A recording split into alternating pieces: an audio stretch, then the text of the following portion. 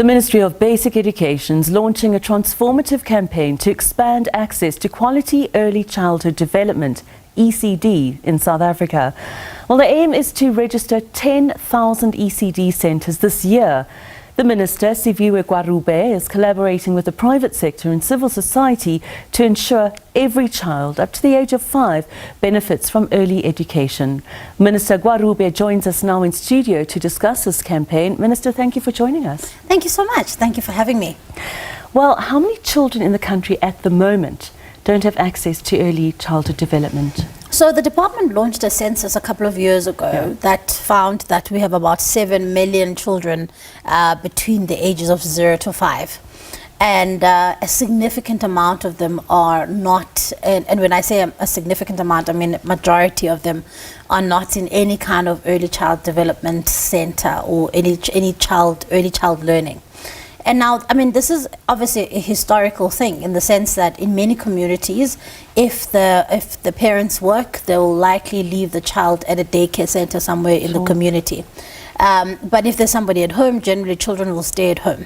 But the problem with that is that the longer it takes for a child to get into contact with some form of curriculum, formalized learning, reading and writing, then the longer it will take them to be cognitively developed at the level that they need to be. You'll recall a couple of years ago there was a PEARLS test results, outcomes that showed that children in South Africa who were 10 years old could not read for meaning in any language. But I mean, that statistic, 81% of grade 4 learners, that was the 2021 survey.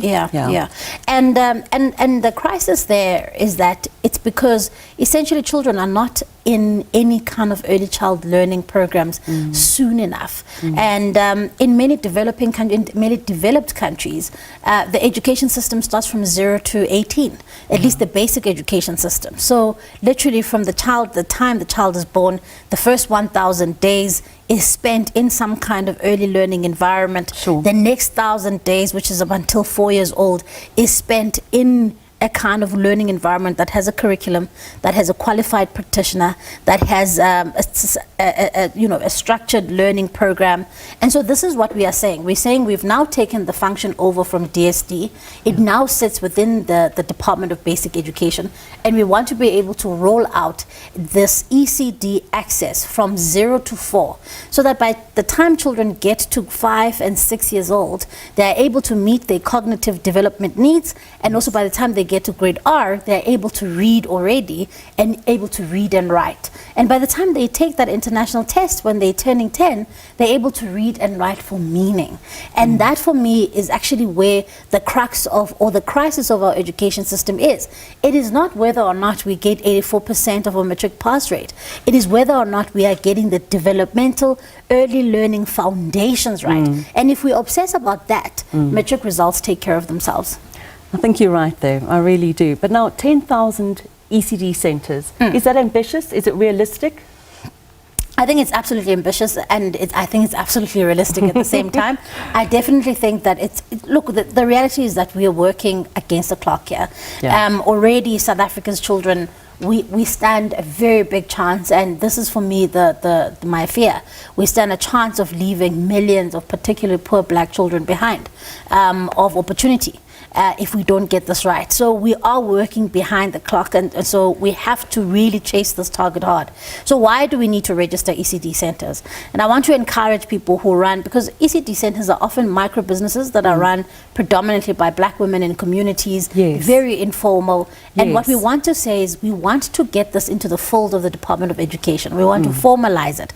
So we want you to register your ECD center, because once you do that, then we are able to help you firstly meet the particular standards, so your infrastructure standards to make sure that there's health and safety standards, that you've got a curriculum in place. We're able to help you upskill your practitioners so that they are teaching a curriculum, but also you are able to then to unlock a subsidy for the children who go to the ECD.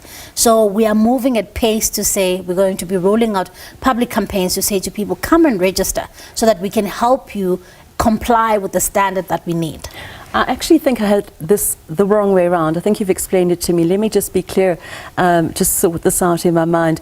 I wanted to ask you if you had plans to provide financial and infrastructural help and assistance to existing centres to get them registered. Yeah. If I understand correctly, you're saying they must be registered first, and then the financial assistance will come, and the infrastructure. Absolutely, they must be registered first, because ultimately we need to know where you are, we need to know how many children you're catering for, we need to be able to know where to find you, and also how to assist you.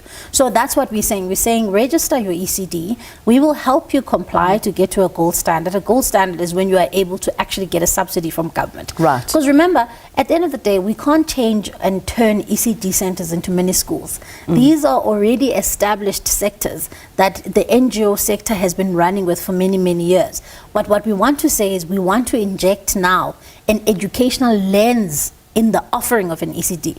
That let it not be just a daycare center, let it be an educational center where you get taught so that you can be able to be cognitively developed. So that's what we are trying to get the practitioners who are already doing this work. We are saying, let us upskill you, let us help you with infrastructure, unlock the subsidy for the children who go to your school so that they can have 2 meals a day, so that you can have all of these things that help us meet our targets of getting children to thrive by 5. You say that you are already upskilling the ECD trainers. In what way are you doing that? How are you doing that? And how are you monitoring that level of education given by these practitioners or teachers, if I can call them that? Yeah. So in fact, I was recently this week, earlier this week on Monday, I was in the Northwest with the assistance of the French Embassy. The French Embassy has essentially launched what they call 100 centers for excellence. And really what they're seeking to do is they've identified 100 ECD centers. They have said, we'll come on board and we will assist you with the training of the practitioners. And which is really incredible, because now we know that 100 centers in the Northwest have fully trained practitioners. I went and visited a couple of them when I was there. And they are saying to us, I mean, it's incredible, because now we've got planned daily plans. We know where children should be at this time of the month, in the year. We know cognitively what they should be doing. What kind of puzzles should they be doing? These are all important so that children are able. So the literacy crisis in South Africa is not going to be solved by trying to get children to take maths and science at the time that they get to grade 10. It's only going to be solved when we make sure that children are reading and reading for meaning much earlier on in life. Thank you so much for your time. A really important initiative, and I wish you all the very best with that. Thank you.